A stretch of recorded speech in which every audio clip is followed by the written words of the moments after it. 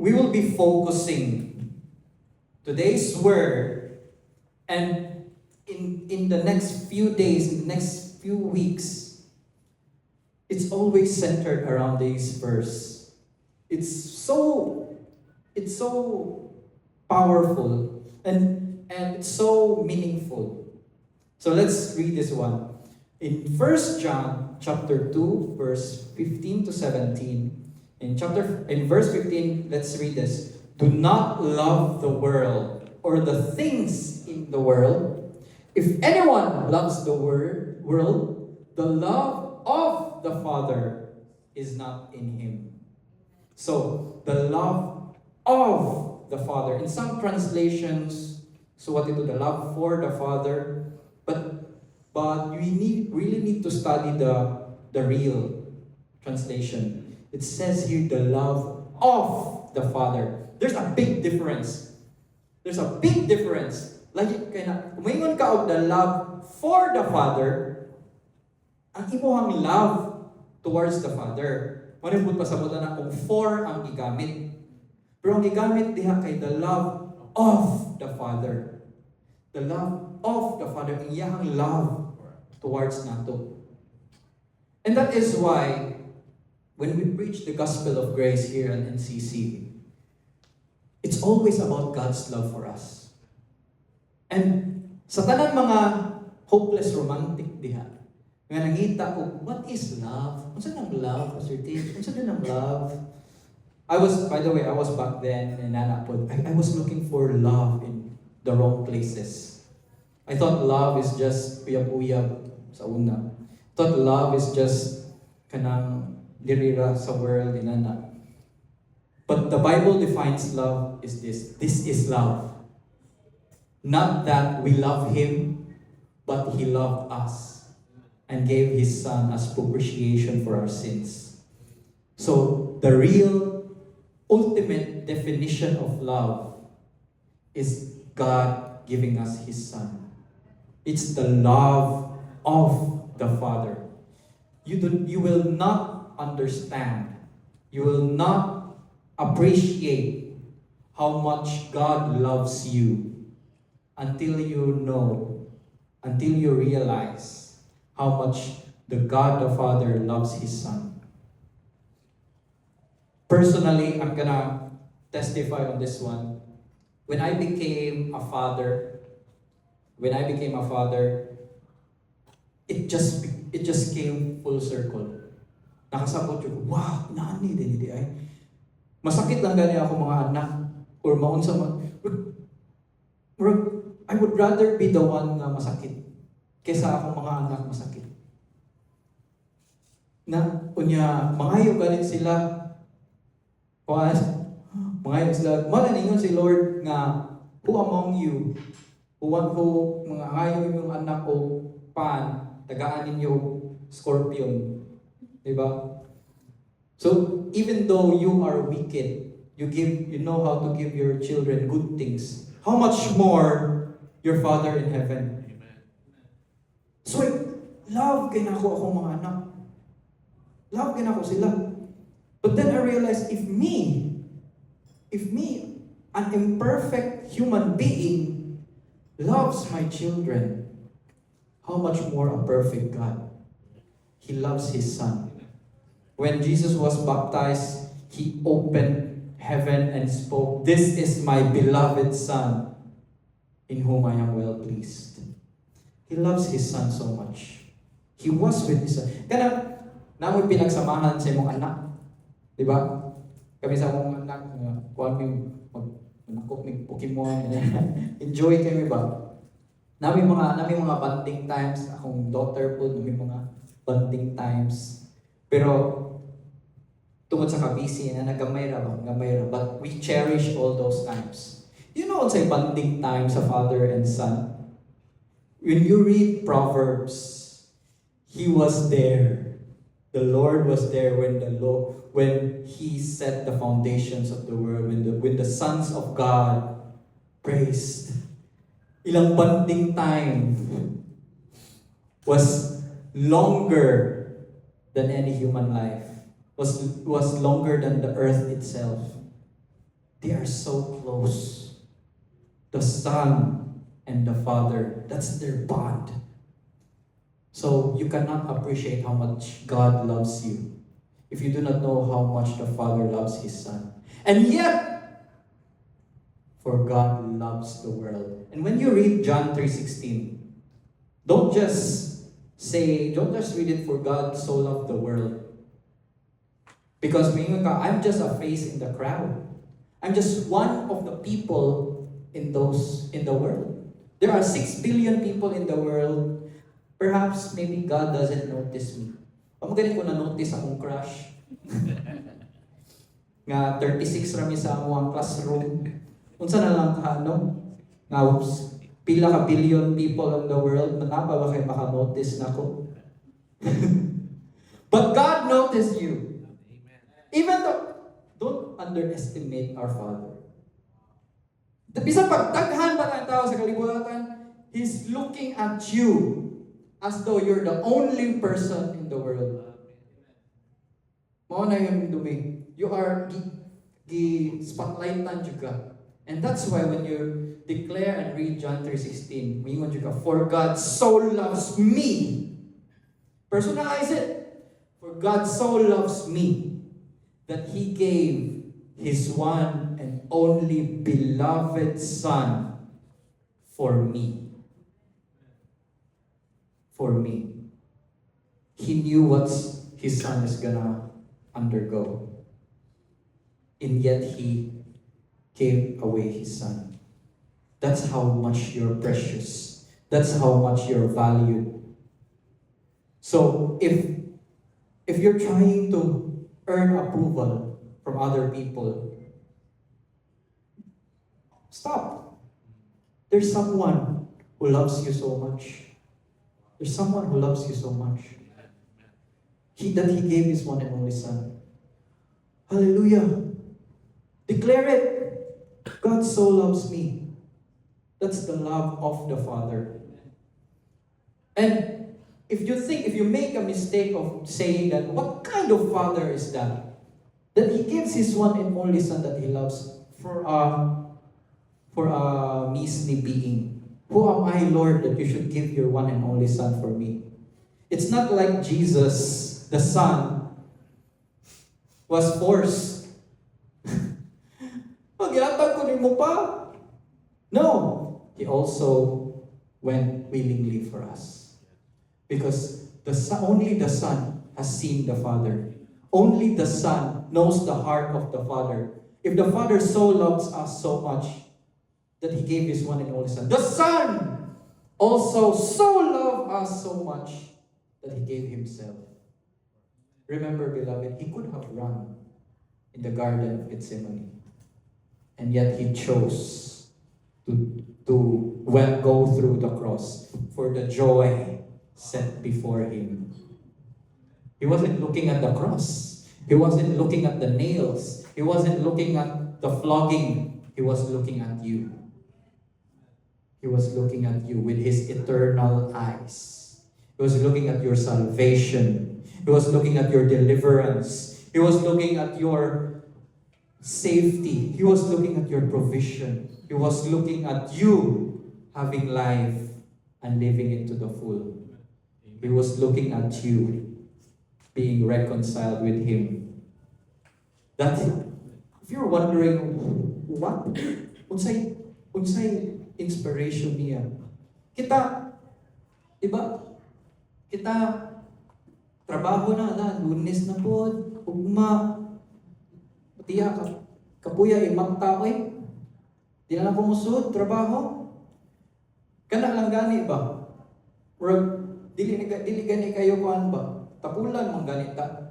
How much more you, knowing what you're about to go through, knowing nga natiguhon ka, knowing nga palsahon ka, bugat, knowing nga kuan ka ng kurunahan ka o mga tunok, and still want to go. Still want to go. Because as He was praying in the garden, His body, His being wanted to run, and He shed His blood first in that garden. His sweat are like droplets of blood. And he said, "Yet not my will, let your will be done." And the Spirit of God overcame his flesh. And he's begun to see. He's begun to see us for the joy that is his joy. He was beaten and flogged. He learned obedience in that regard. And he is looking for the future. It's like, even sa upper room, when he was talking to his disciples, he said that kung ang babae gani padung na mga anak, women, mothers, you understand this one? Kulba kayo because she's in sorrow because her hour is about to come. Sakit kayo na. I cannot begin to comprehend, but it's really painful. Sakto ba mga mothers? Sakto. It's really painful. Kana nga pagpanganak. And I don't want to go through that thing. I don't think I have the pain tolerance. Women are so amazing. They have such an amazing tolerance for pain. But even with that tolerance for pain, sakit gyapon ang pagpanganak. And yet, I've seen mothers, makaanak og kalima, kauno. What? Why? No, I'm not talking about overpopulation or whatever. But I'm talking about the joy that comes after. Sakit kayo pagpanganak. But mothers, if you've seen your child after ka nanganak, what joy it is. Makalimot kasi mong kasakit. That's what the Lord Jesus was talking about himself. When he was about to go through the cross to die, he's looking forward for the rebirth, for our birth, that we may be born again. We are that infant that he was referring to, looking at his joy. Amen? So, if we have the love of the Father in us, then we learn how to not love the world. So, ang sumpay pa nyo na verse 16, this is my mind was blown when I was reading this one. There's a connection. Gi-expound pa dun ni John, ang yan gimit sa verse 15, sa verse 16. For all that is in the world, the lust of the flesh, the lust of the eyes, and the pride of life is not of the Father, but is of the world. I'm gonna share this one to you, what I saw in this one. There are three kinds of things that John mentioned here. The lust of the flesh, the lust of the eyes, and the pride of life. Ano siya? Tawagan tani the unholy trinity. The unholy trinity is not from the Father, is of the world. What are these? So, the lust of the flesh. So, ang Greek ani is epithemia. The lust of the flesh is the lust to feel. Gusto ko maka-feel, ana. Gusto ko maka-feel. So, satisfying physical impulses at the expense of spiritual health. Wala siya ang lust of the flesh. I just want to feel things. Lust of the eyes is the ones that I want to have.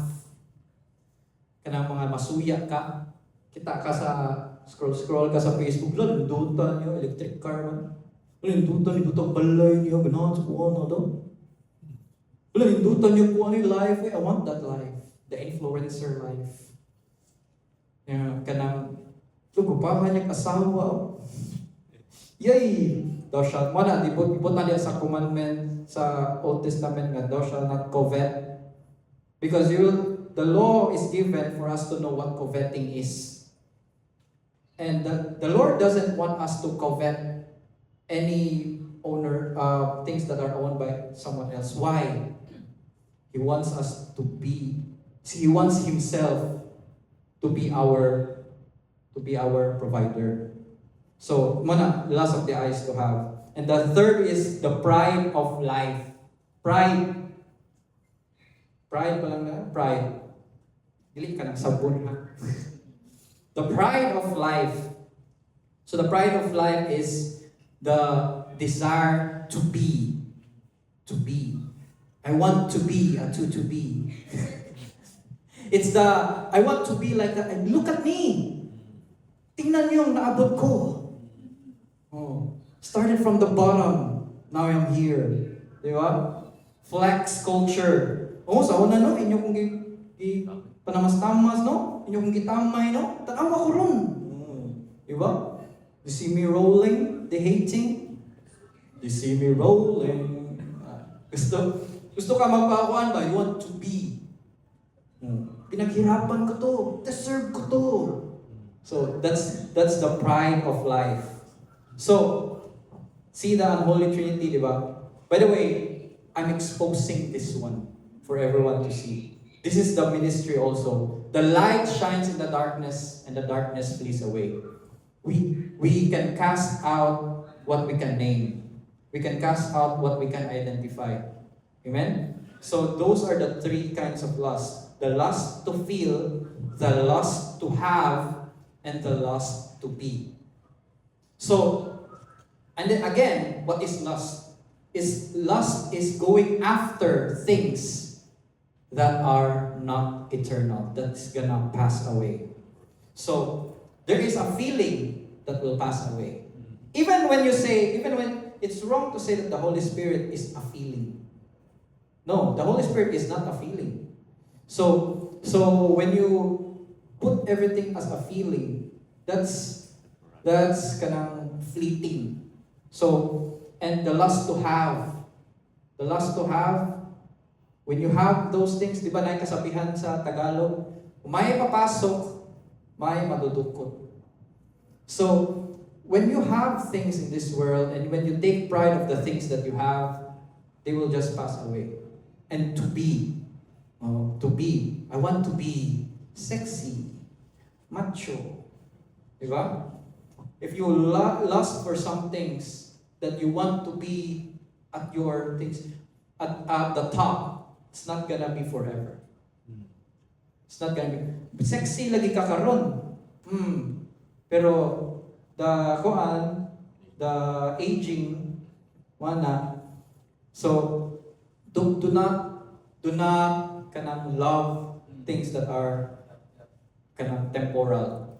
Pupunta dito sa Ecclesiastes, everything is meaningless under the sun, chasing after the wind.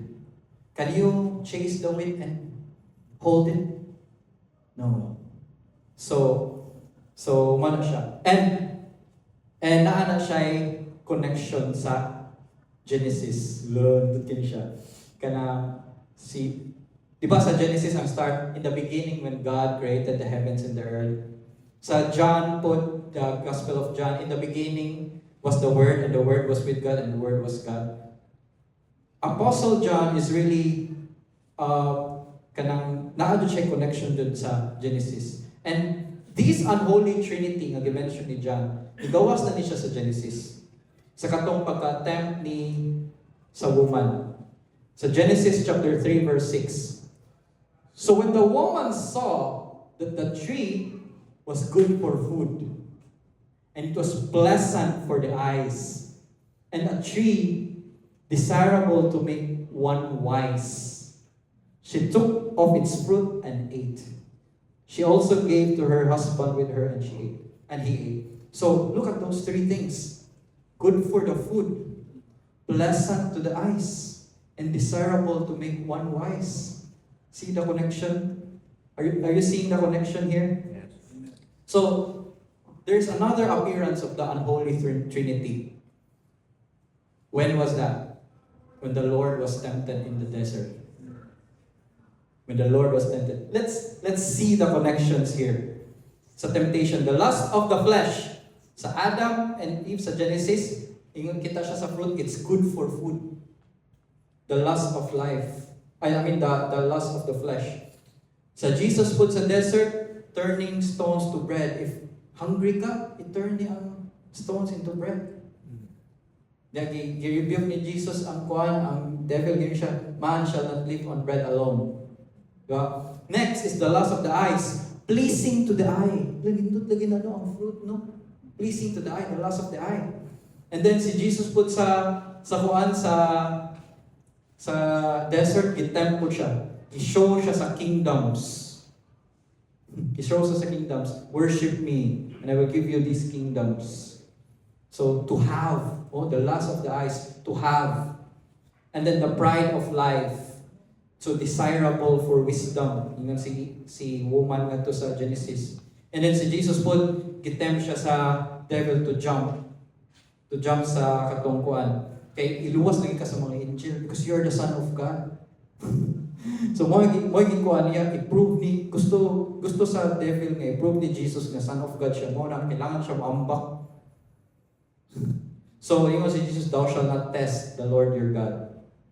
Thou shalt not test the Lord your God. Anak ba ako nimo, Lord? Sige Lord, magbuhat mo something dangerous. Tingnan nato kung labot yung kunimo. Thou shalt not test the Lord your God. Mo ni Lord Jesus. So, the key difference, we can see this as an example. The key difference is Adam and Eve believed the lie that they needed to be something like God. So, the serpent, ingon siya nga, if you eat this fruit, you'll become like God. You'll become like God. But the reality is that God already created Adam in His image and likeness.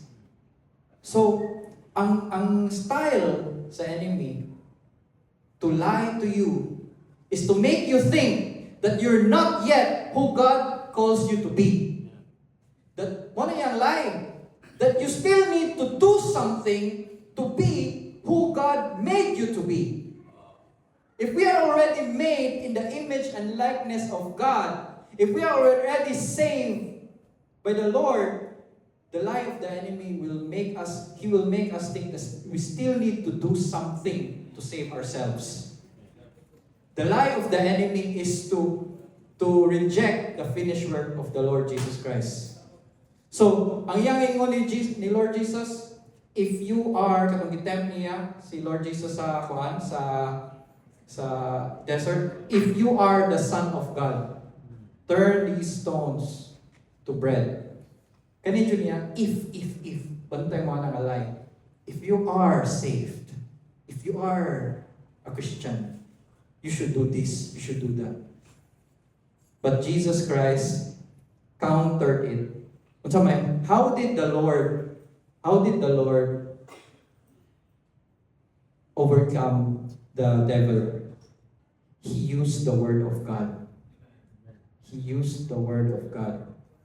Ingon siya, ang devil turn this stone into bread. Ingon si Lord, it is written. It is written. It is written. Man shall not live on bread alone. Gina siya sa devil, worship me, and I will give you all these things. I will give you all the kingdom. And the Lord said, even though He already knows, diba, that He's the owner of everything, He said, worship the Lord your God and serve Him only. Gamit yun siya ang word. Gitempt siya to jump. Ingon sa Lord, thou shalt not test the Lord your God. The devil can quote the Bible. The devil can quote the Bible. The devil can quote the word. And that's why we also need to be familiar, to read the word of God. We should not be guilty if you're not reading the Bible. You should not be guilty, but rather you should be hungry. Because as Jesus said, man shall not live on bread alone, but on every word that comes out of the mouth of God. Hallelujah. So, these are three words to remember. These are three words to remember sa Kuan. Balik na gata dire sa Kuan. Balik na gata sa kaning verse sa 1 John. Verse 17. Verse 17.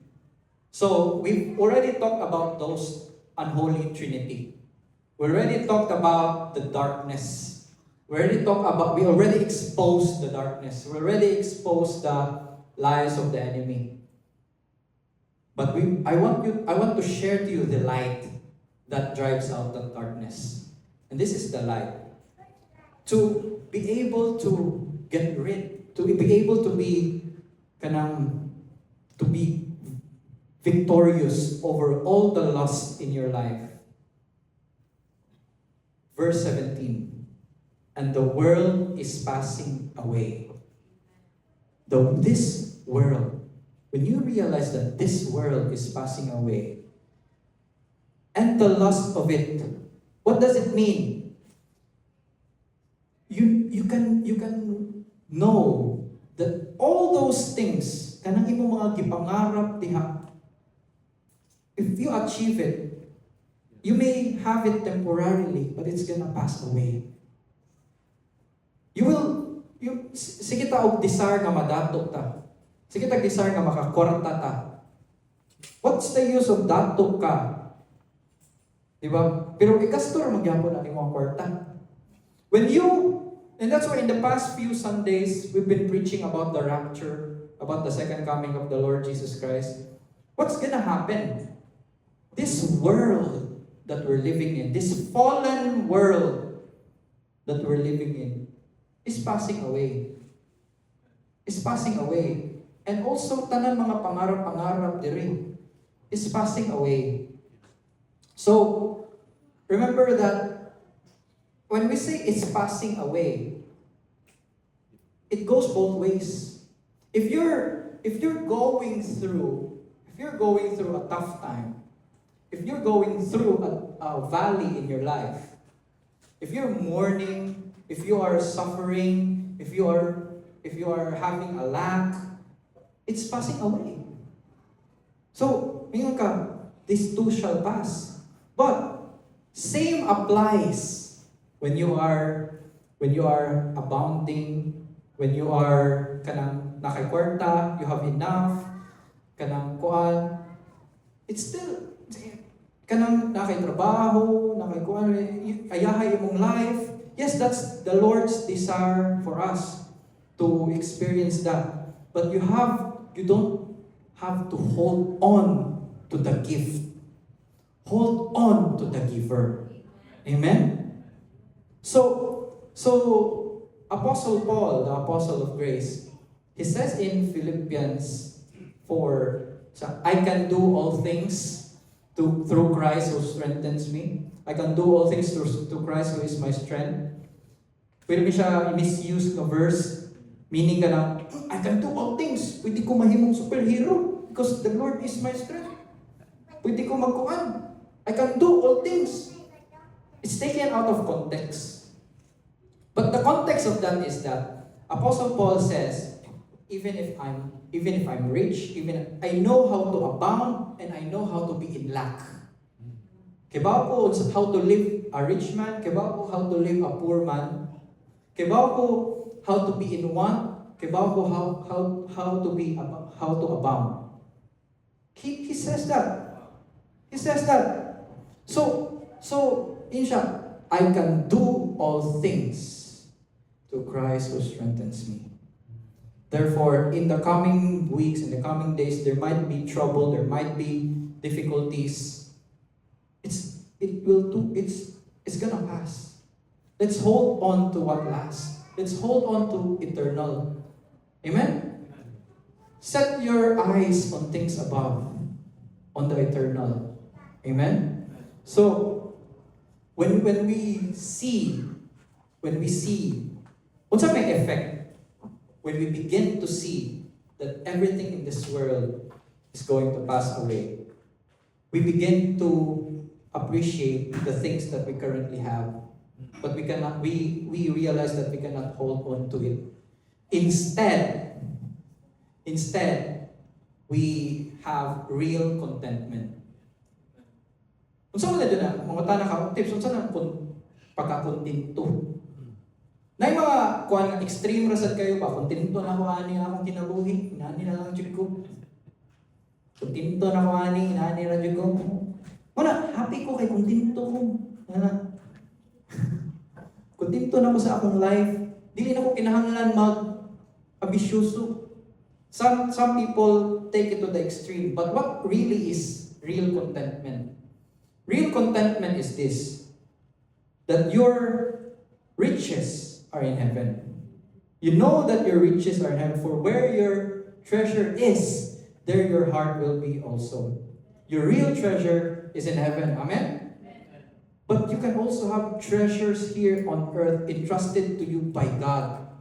And you begin to see those treasures, those current things that you have, your current money, your current things, your car, your house, whatever God entrusted you, you began to see that not as possessions, but rather trust.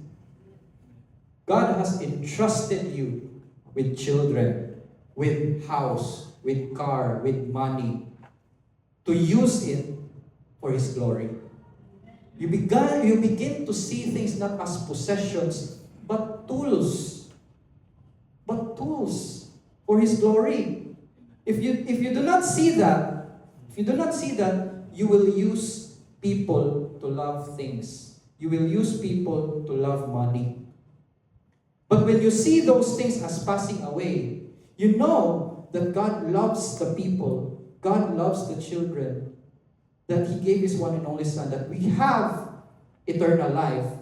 You begin to love eternal life. You begin to love what is eternal, and you begin to not love what is passing away. And then you will use whatever things you have, your money, your time, your house, your car, to love people. To love the people that Christ died for. So you begin to use those things. Amen? Instead of being used by those things. Many people love money because they don't have the love of the Father. Many lust for feelings because they don't have the love of the Father. What does it really mean to have the love of the Father? You believe in the Son. You believe in the eternal. You have eternal life. Amen? And that is why, beloved, let me move on to here. These are the three words that you should remember. Abide in me. Abide in me. Abide in me and I in you. As the branch cannot bear fruit by itself unless it abides in the vine, neither can you unless you abide in me. I am the vine, and you are the branches. Whoever abides in me, and I in him, he it is that bears much fruit. For apart from me, you can do nothing. That is the word abide. What's abide? Abide in the Greek word is meno. Abide is pagpuyo. Puyo. Puyo diri nako. That's what the Lord Jesus means. Active settling in. It means to stay, to dwell, to lodge, or endure. Active, not passive. Abiding is not a passive kind of waiting. It's active settling in. So, and also describes permanence. It describes an active choice to remain fixed and anchored regardless of the surrounding changes. Believe that you are in Christ. Amen? Abide in me. It's the belief that you are in Christ. You are in Christ. It's not, don't be just Christian by name. I am a Christian. I'm Christian. Christian is not religion. It's not religion. Unsa religion? Christian ko. Or kuan ko, born again ko. It's not that. When you say you're a Christian, remember this. Christian. When yan, or Philippians, Corinthians, mean taga. Meaning sa yan, sa suffix na ng Christian is taga. Meaning you live in there. You live in there. So, I am a Christian. I am in Christ. And where is Christ right now? He is in the right hand of the Father. Seated at the right hand of the Father. Above all powers, all authorities, all dominions, all principalities, above everything in the world, above death, above every curse. He is there. And we are in Him. Abide in Him. Abide in Him. When you are faced with challenges, when you're faced with all harm, just say this: I am in Christ. I am in Christ. Your life is hidden in Christ Jesus. So, nindot ka tong song ganina, kana, if God is for us, who can be against us? If God is for us, who can be against us? There's nothing. No weapon forged against you shall prosper. All the slanders that go against you shall be broken. They shall be, all the people who set traps against you, they themselves will be the one trapped. Believe, abide. It's not so hard. It's not so hard. It's by faith. And when you abide in Christ, when you feel, when you experience, when you have faith in the love of the Father in you, then all the lusts of the world, tanan mo mga pangarap na lumalabay ra, they will pass away. And here's what happens. We have cravings in this world. We want to feel something. But sige ra tao gugod-gugod anak until that void is filled with Christ. We have a Jesus-shaped hole in our hearts that only Jesus can fill. Amen? So by faith, pray, Jesus, fill my heart. Fill that empty void with your fullness. So I will not chase all those things that won't last. Hallelujah. So, and it's the abiding. Abiding in Christ. Abiding in Him. That's how we overcome all the lusts. So pride of life, we abide in the Word. Pride of life is you thinking that you know what's good or bad. Thinking that you alone has, like, ikay magbutbuot. By the way, there are things that mga tao nimo, is it sin to do this? Christian man ka, mga tanong ti ka, kung basang kag Bible, sala ba ning mag-inanin anak? Have you experienced that ipangutana ka nga question? Sala ba ning mag-inanak? Sala ba ning daga mangutana ba? Meaning mga tao mangutana ganing sala ba ning blah blah blah na. They're more conscious of the sin. Let's change that question. Ngayon ka, mangutana nimo sala ba ning ayaw pangutana kung sala ba na. Rather, pangutana is doing this glorifying God. Yes. Diba? In everything that we do, we should not ask if this is sinful. We should ask, am I glorifying God by doing this? Because we walk in the Spirit. That's one tip. If you want to walk in the Spirit, change your manner of questioning. Because those who walk in the law always are more sin conscious. Those who walk in the law are more sin conscious. And that's why they always ask, is it sin to do this and to do that? But when we walk in the Spirit, we are Jesus conscious. We are supply conscious. And therefore, we want to glorify God in everything that we do. And that's why we ask, is this glorifying God? So that, just changing the questioning. We abide in the Word. And so, you put on sa diya, you have put your word in my heart so that I will not sin against you. Walk in the Spirit, in Galatians. Walk in the Spirit, and you will not fulfill the desires of your flesh. So if you're struggling with sin, if you're struggling with temptation, don't say, ganahan ko mugundang raan, ganahan ko, di na ako ganahan mo na, ew. Don't just stop there. Because the more ka magsigit, una-una nga, I don't want to do that, you end up doing it. Don't struggle of not sinning, but rather focus on walking in the Spirit. Focus on God's love for you. Focus on what can glorify Jesus Christ. and you will not sin. I say you will not sin. Jesus Christ gave us the power to say no to sin. When He gave us the gift of no condemnation. When He gave us the gospel that He loves us, then we can do things out of His love for us. And when everything is done in faith and everything is done in love, there is no sin.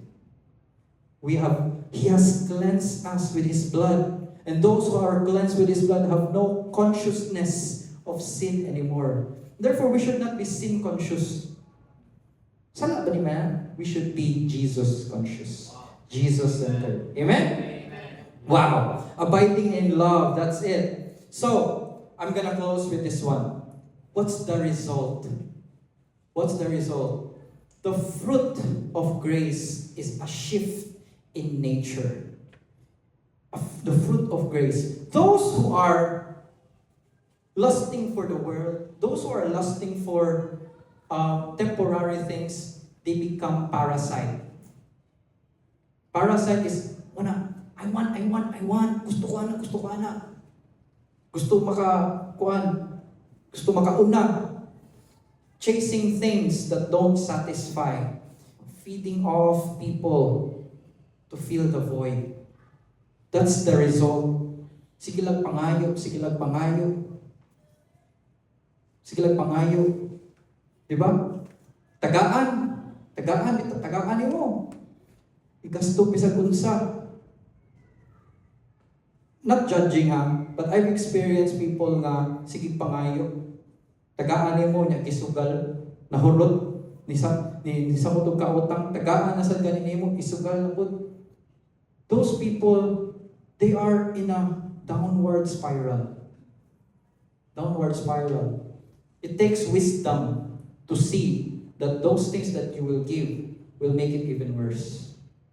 Do not give temporary things. Rather, give the eternal. We must speak the truth in love. That, brother, I know what you're going through. If I give you this, sometimes not giving is giving. But when you give, si Juan, Apostle Peter, o si John, na limos nila. This is right after, just days after Jesus was risen from the dead. Silver and gold I do not have, but what I have I will give you. In the name of Jesus Christ, get up and walk. So, let's not be afraid. Let's not be afraid of giving the whole prescription sa kanang masakiton. Wakay kwarta? Tagaan din mo kwarta.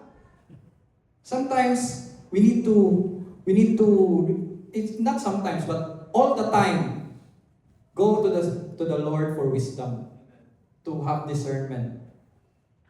There are people who really need money, but there are some people really need money and you can give them money when the Lord leads you. But when you pray to the Lord and He gives you discernment that money is not the solution to that person's problem, give the whole solution. And the only solution is Jesus Christ. Come with me. I'm going to introduce you to the one who will fill that void, who will stop that downward spiral in your life. When Jesus Christ is already filling that void in your life, the parasite will become the blessing. Mausap dyan na siya. He becomes a channel. The parasite or the channel. The channel is one that is filled with the Lord Jesus Christ. As I was sharing earlier in the offering, when you are filled with the grace of God, you abound in all things. He supplies you super abundantly that you are able to become a blessing to everyone around you. Imagine that. You coming into a room with people and you bringing the light of Jesus Christ, the room suddenly becomes bright. You have the child of God effect. Child of God effect. I've seen that many times happen. Like kami sa akong wife o mga bata, makaon may og restaurant. Wala gini sila iso diri no. Wala gini sila yung mga on diri nga. Mga on ibong may wala. Nagahan man. So I've seen that happen many times. Kasi kinayo na restaurant diri mga on bisin niyo. Bro, ato yan sa inyo, bro. We have seen that happen before and it's not kanangkoan, but it could happen to you as well. Like whenever you go, because when you have this faith, when you have this belief that the Lord is your shepherd, you shall not want. He leads you to green pastures. He leads you beside still waters. Wherever you go, green pastures will follow. Amen? I have a friend who wants me to go to Canada or dito na natin to green pastures. I just smiled at him and said, bye. Wherever I go, there's the green pasture. Amen. Because the Lord is with me. Amen. Wherever. And that's the same thing to you. Wherever you go, green pastures will follow. Declare it to yourself right now. Let's declare it to yourself right now. Wherever I go, green pastures follow. Because the Lord is my shepherd. Amen. Wherever you go, when there's darkness, you bring the light. Where there's suffering, you bring comfort. Where there is mga demons, you bring the Lord. And they will flee away from you. Diba? You're a child of God. You are a child of God. This is how you know that the Holy Spirit is in you. You know that you are a child of God. And nothing can take it away from you. Even suffering, even sickness, even hardships, life nor death, nor powers, nor principalities. I am convinced that nothing can separate us from the love of God that is in Christ Jesus. Hallelujah! Hallelujah! Are you blessed by the message today, beloved? Are you blessed?